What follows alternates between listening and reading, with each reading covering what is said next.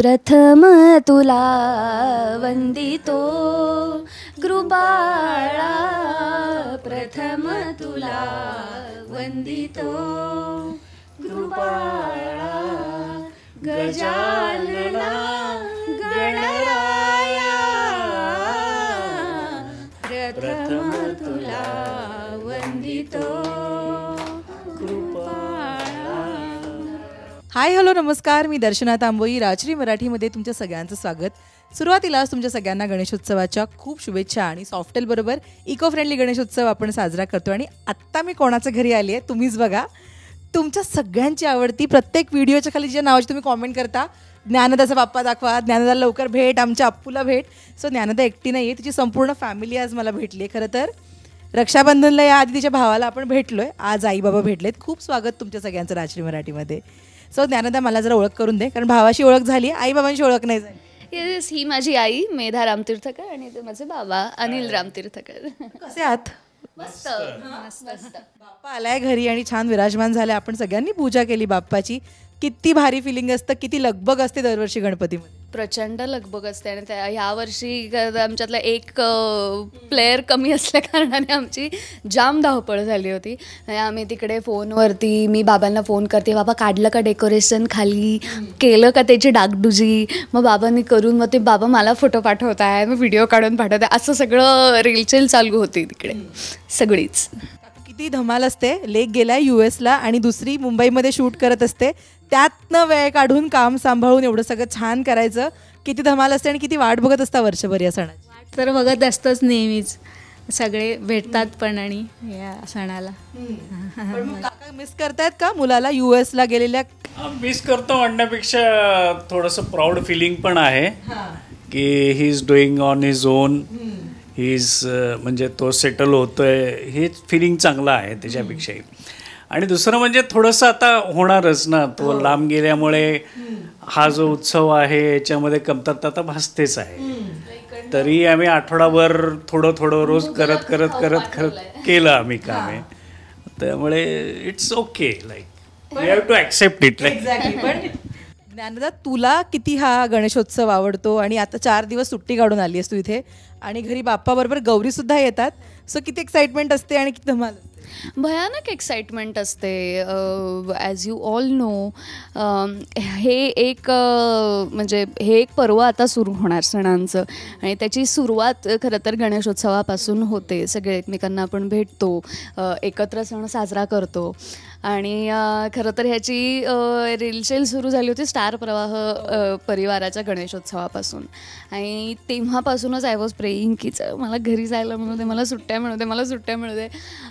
शेवटी कसं तरी कन्व्हिन्स करून सुट्ट्या त्या मी काढल्या. ते माझ्यासाठी खूप आहे, तेच माझ्यासाठी खूप आहे खरं तर. पण खाण्यापिण्याची रेलचेल, डेकोरेशन, लाईट्स, ही सगळी मज्जा, मग त्या सगळ्यामध्ये सगळ्यांची कामं सांभाळून हे सगळं जुळवून आणणं, ह्या सगळ्या गोष्टी करणं, ही सगळी मज्जाच आहे. पण जसं ही म्हणाली की सगळी मजा असते, कधीपासून साधारण घरी गणपती बाप्पा येतोय काकू? कधीपासून म्हणजे का पूर्वीपासूनच आहे, पहिल्यापासून. केला तर गेली जवळजवळ 75 वर्ष झाली आम्ही गणपती बसवतोय. आणि गणपतीबरोबर गौरी वगैरे हे सगळे कार्यक्रम आमच्याकडे होत असतात. आमचं मूळ तसं कर्नाटकातलं आहे, वी आर कन्नड पीपल, परंतु आम्ही महाराष्ट्रात सेटल झालेलो आहोत. सांगलीमध्ये आमचं मूळ गाव आहे तासगाव म्हणून, तिथून आम्ही मग इकडे पुण्यात मायग्रेट झालो आम्ही सगळे. त्यामुळे पारंपरिक ज्या पद्धती आहेत गौरीच्या किंवा काय महाराष्ट्राच्या, त्याच आमच्या आहेत. पण गेली जवळजवळ 75 वर्ष, म्हणजे माझ्या 55पासनं हे आम्ही सतत करतोय. आणि स्वतः मी साधारण 35 वर्ष झाली हे करतोय. म्हणजे आता आय एम 59 नाव. तर 35 वर्षापासनं, म्हणजे माझ्या लग्नापासनं हे आम्ही चालूच आहे आमचा कार्यक्रम. दरवर्षी हे करणं. त्याच्यानंतर अनंतची पूजा असते आमच्याकडे, अनंत चतुर्दशीची. त्यानंतर गौरी बसवणे, नवरात्रामध्ये 9 दिवस आमच्याकडे कार्यक्रम असतात. असे बरेच म्हणजे महाराष्ट्रीयन पद्धत किंवा देशावरच्या आपल्या ज्या पद्धती आहेत त्याच आम्ही फॉलो करतो. आणि त्या मुलांपर्यंत कशा आल्या? त्यांनी लगेच ऍक्सेप्ट केल्या का बघून बघून शिकले ते? नाही, मुलांनी ऍक्सेप्ट केलं. कारण कसं आहे की हे जे काही उत्सव सण वगैरे आपल्याकडे आहेत हे बेसिकली मुलांना कळण्यासाठीपेक्षाही मुलं जास्त एन्जॉय करतात आपल्यापेक्षा. खाणं पिणं खादाडी जास्त चांगली असते, लोकांना आवडते मुलांना. मग मला काय आवडतं, तुला काय आवडतं, मग तो पदार्थ केला का, हा पदार्थ केला का. मग ह्या सगळ्या गोष्टीतनं बऱ्याच गोष्टी म्हणजे ते शिकतात सुद्धा, किंवा परंपरा आमची जी चालत राहील पुढे. आता ते थोडंसं डाऊटफुल आहे, बिकॉज तो आता USA मध्ये आहे, किंवा जोपर्यंत आम्हाला शक्य आहे तोपर्यंत तर आम्ही निश्चित करूच करू, त्यात काही वादच नाही. परंतु पुढे थोडंसं वेगळ्या पद्धतीनं करायचं, थोडंसं आधुनिक म्हणजे काही पद्धती त्याच्यात इन्क्लूड करायच्या, असं थोडंसं मिक्सअप करून करत राहायचं. म्हणजे परंतु गणपती पूजन किंवा गौरी आवाहन आपल्याकडं जे आहे ते आम्ही निश्चित आमच्याकडं राहीलच राहील, किंबहुना राहावं ही इच्छा आहे. Let's see. आता पण गौरी सुद्धा येतात ज्ञानदा इकडे घरी, कशा प्रकारच्या असतात त्या?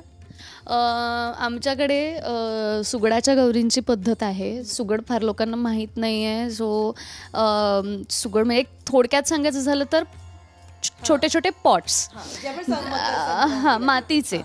हां, सो आधी ते सुगड आणणं, त्या सुगडाला काव लावणं, मग ते सुगड पेंट करणं, म्हणजे अगदी तिचे डोळे, नाक, नाकातली नथ, ओठ, हे सगळं आम्ही घरी करायचो. त्याच्यानंतर जसं बाबा आत्ता म्हणाले, जनरेशन बाय जनरेशन त्या पद्धती बदलतील, किंवा थोडं काय म्हणू, सुटेबल आपल्याला काय आहे, कसं आहे, ह्या सगळ्या गोष्टींप्रमाणे चेंजेस होत राहतील. तसा एक चेंज असं झालं की आम्ही धातूची, म्हणजे 2 तांब्यांची गौर बनवून घेतली, जी ऑलरेडी पेंटेड आहे. हां, सो ती आम्हाला दरवर्षी पेंट करायला नाही लागत. अदरवाईज आम्ही त्यात माझ्या आजोबांचा हिरिरीचा वाटा असायचा की ते स्वतः ती गौर पेंट करायचे. आजोबांनी ते मला शिकवलं होतं. इनफॅक्ट आई ही खूप छान पेंट करायची. सो सजेशन म्हणण्यापेक्षा एक से असं आहे की हे आपण पेंट करत नाही, गौर आपण लिहितो. गौर लिहायची असते, ती रंगवायची किंवा पेंट करायची असं संकल्पना नाही आहे. सुगड का आणायची, कारण सुगड आणल्यानंतर जे कुंभार वगैरे असतात त्यांना काहीतरी उद्योग मिळतो. मग काववाला जो असेल, तो रंग विकणारा कोण असेल, त्याला काहीतरी उद्योग मिळतो. असं सर्व सामाजिक दृष्टिकोनातनं आपल्याकडे ह्या प्रथा आलेल्या आहेत, तीच आम्ही फॉलो करतोय. म्हणजे ते मला अजिबात माहित नव्हतं की ह्याला लिहिणं म्हणतात. येस, ह्या कन्सेप्टला गौर लिहिणं म्हणतात खरं तर. हो हो. किती भारी. पण या सगळ्यामध्ये काकू हिची किती तुम्हाला मदत होते? कारण गौरी म्हटलं की छान एकदम स्वयंपाक आला, म्हणजे मला पटकन तेच लक्षात येतं. सो हिची किती मदत आहे त्या सगळ्यामध्ये? पोळी खायला जास्त मदत होती तिला. पुरणपोळी भयंकर आवडती. आणि अर्थात गौर आमच्याकडे गंगा गौर पण असती, ती आणायला लागती. मग आधी आम्ही नदीवरनं वगैरे आणायचो, ओढ्यावरनं. आता इथं खालीच नळावरनं आणतो. पाण्याचा सोर्स, ते पाणी भरून गंगागौर म्हणतात तिला. पाण्यात ते आपण आपल्याकडे जी मिळतात ढाळी, ते गौरीची ढाळी, हे ते चाफ्याची वगैरे, ते त्यात घालून पूजा करून आणायची असते वरती. पण खूपदा असं होतं की जेव्हा बहीण भाऊ एका घरामध्ये असतात तिथे साधारण एकमत होत नाही कोणत्या गोष्टीवर, म्हणजे डेकोरेशन असू देत किंवा बाप्पा असू देत. सो तुझ्यात आणि त्याच्यामध्ये एकमत व्हायचं का कधी आधीपासून? नाही, मी त्याच्या डिपार्टमेंट्समध्ये पडत नाही कधीच, आणि तो माझ्या डिपार्टमेंटमध्ये पडत नाही कधीच. नेव्हर. म्हणजे जेव्हापासून केदारला असं कळायला लागलंय, किंवा केदार त्या रिस्पॉन्सिबिलिटी, साधारण तो 6वी 7वीत वगैरे असल्यापासून म्हणूया की तो एक सांगायचा आम्हाला की आता ह्या वर्षी आपण हे असं काहीतरी डेकोरेशन करूया. आणि मग त्याचे काय म्हणू, मदतीचे हात आम्ही असायचो. कुठं त्याला सेलोटेप कापून दे, दोरा कापून दे, तेवढंच फक्त आम्ही करायचो. त्याच्यात गणपतीच्या शेल्याचा रंग काय असेल, सोहळ्याचा रंग काय असेल, हे सगळं म्हणजे बाबांचं आणि केदारचं डिपार्टमेंट. तो त्याचा ॲटिट्यूड नेहमी असा असायचा की हां बाबा तुम्ही करून घ्या. त्याच्यानंतर तो आला खेळून बिळून किंवा मित्रांकडनं जाऊन वर आला, नाही हे चांगलं नाही आहे, मग हे आपण बदलून टाकूया. It happens every year, almost every year. तो करायला लावायचा, मग आम्ही काहीतरी केलं की तो याचं नाही बाबा हे, मग ते डेकोरेशन पुन्हा काढायचं. पुन्हा करता करता करता पहाटेचे 3, 3:30, 4 असं करायचं. आणि मग सकाळी उठून लगेच परत गणपतीची पूजा वगैरे. बाकीचं मग आपलं इतर कार्यभार जो काय आहे तो साधायचा असं. डिपार्टमेंट काय होतं ज्ञानदा? बनवायचं की खायचं? बनवायला थोडी मदत करते ती, पण खायची जास्त उत्सुकता. खायचं डिपार्टमेंट तिचं असतं. पण लहानपणीचा गणेशोत्सव हा सगळ्यांच्या लक्षात राहतोच. ज्ञानदाबद्दलची काय एखादी मजेशीर गोष्ट सांगाल? काय करायची ती आठवण आहे ती बाबा जास्त चांगली सांगतील. नाही, एकदा पुरणपोळ्या उत्कृष्ट म्हणजे उत्कृष्टच करते, त्यात काही वादच नाही. तर खाण्याची स्पर्धा झाली तर तिनं 6 पुरणपोळ्या खाल्ल्या होत्या. 1 go 6 पुरणपोळीज with ghee and all that, with other stuff also, like भात वगैरे काय काय जे पदार्थ असतात. म्हणजे म्हणजे व्यवस्थित अगदी जेवून 6 पुरणपोळ्या खाल्ल्याचं तिचं रेकॉर्ड आहे. म्हणजे मी 6 तुकडे सुद्धा खात नाही अशी अवस्था आहे. माझा मला आठवणारा किस्सा म्हणजे जे आपण विहिरीवर विसर्जनाला गेलो होतो. आम्ही एकदा ती लहान असताना आम्ही जो आधीच्या घरी राहत होतो तिथं विहीर होती पाणी. आम्ही तिथं विसर्जन करायला सगळेच गेलो होतो आणि तो वरून त्याला पायऱ्या वगैरे नव्हत्या. आम्ही वरून गणपती टाकला खाली. ती असली रडायला लागली, माझा गणपती कुठे गेला, मला गणपती पाहिजे. तेव्हा ती जवळजवळ 2 तास रडत होती.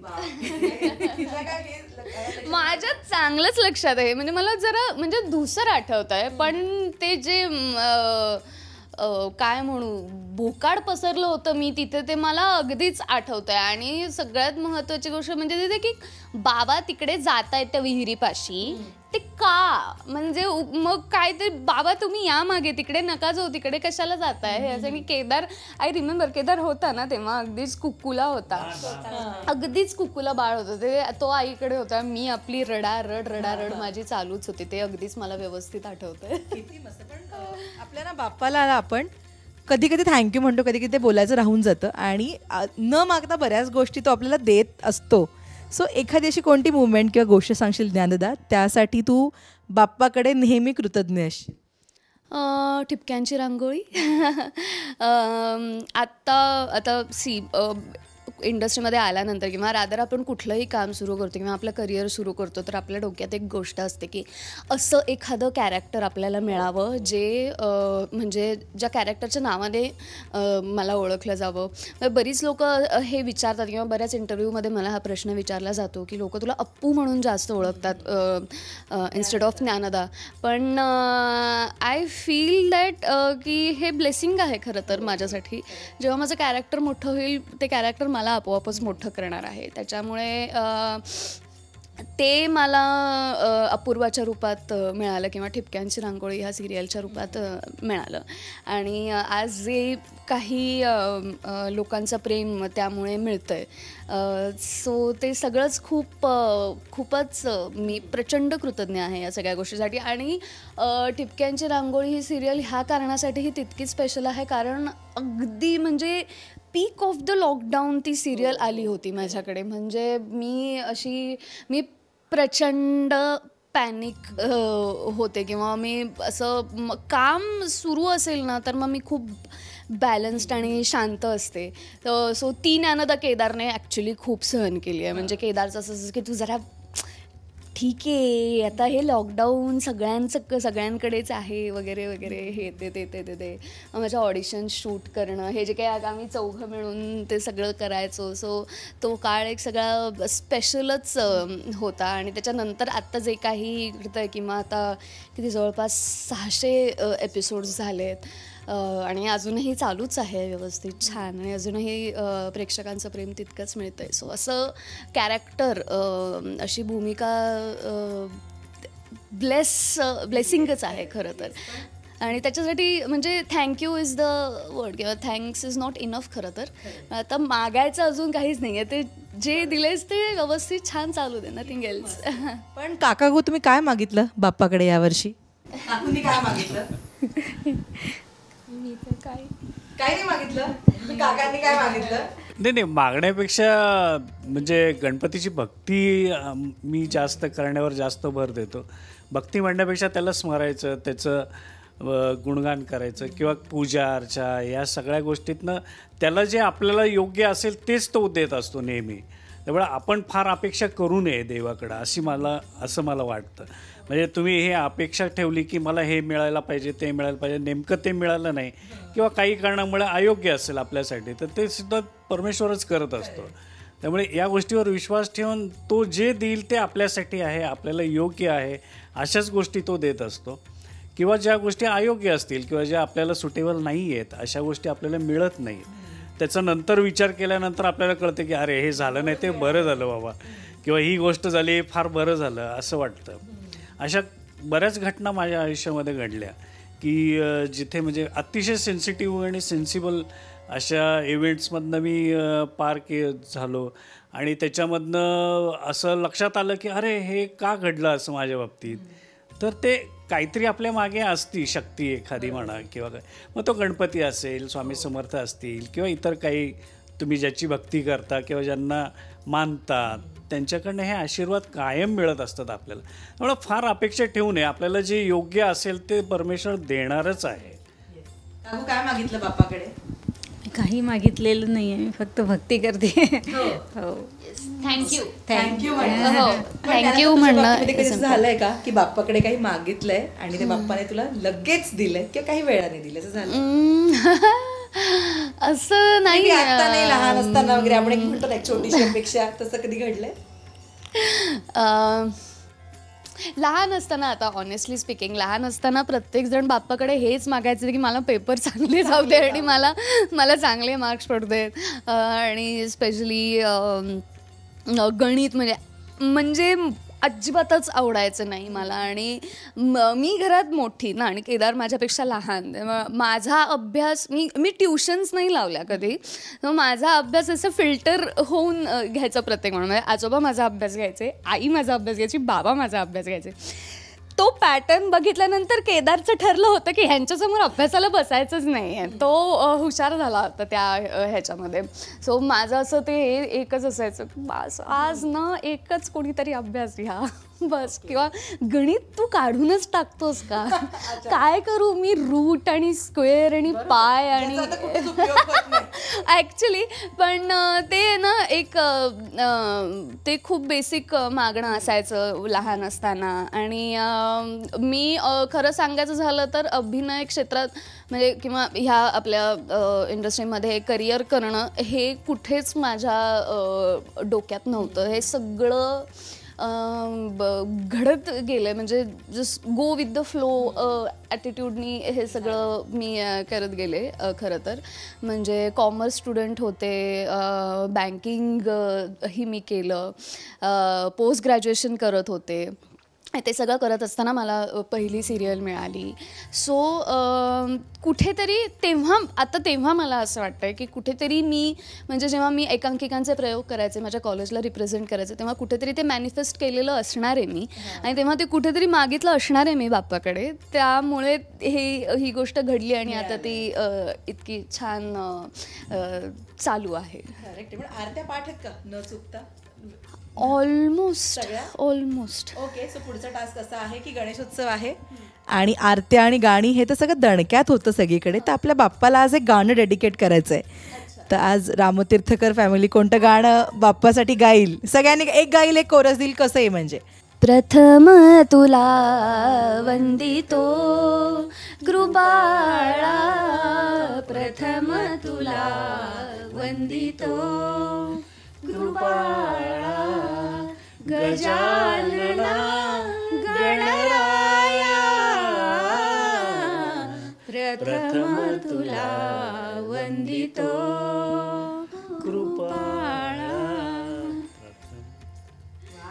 छान गायलं, लिरिक्स पण छान होते एकदम मस्त. So thank you. खरंच पण मस्त गायलं. याच्या पुढचं नाही विचारायचं. हॅलो, आणि बाप्पाची माहितीच असतील ना साधारण, पण लिरिक्सचा प्रॉब्लेम होऊच शकतो ना कधी कधी. तिला पण तो लिरिक्सचा प्रॉब्लेम होता. आरतीची गंमत आहे, तुला माहितीये का की आरती तुम्हाला एकट्याला म्हणायला लावली ना तर ती म्हणता येत नाही किंवा तुम्ही चुकू शकता.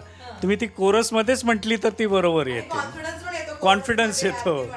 मग त्यामुळे ते जमतं. कोरस असेल तर त्या होतात आरत्या बरोबर, नाही तर एकट्याला म्हणायला लावलं तर काही ना काहीतरी आपण गडबड करतो. म्हणजे चुकीचं म्हटलं जातं. हो, म्हणजे संकटी पावायच्या ऐवजी संकष्टी म्हणून टाकतो. असं काही काही चुका करतो आपण त्या नाही व्हायला पाहिजे. पण ठीक आहे, तर बाप्पा आपला आहे तो सगळं गोड मानून घेतो आपल्याकडनं. पण ना थँक्यू सो मच, इतका छान इंटरव्ह्यू दिला मला आणि तुमच्या बाप्पाचं दर्शन या निमित्तानं घेता आलं.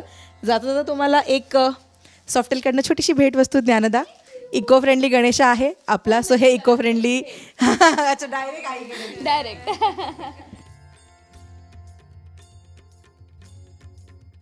पण थँक्यू सो मच. आणि आपल्याला आरती करायची बाप्पाची, तर सो आपण कॅरी ऑन करूया. गणपती बाप्पा मोरया मंगल मूर्ती मोरया.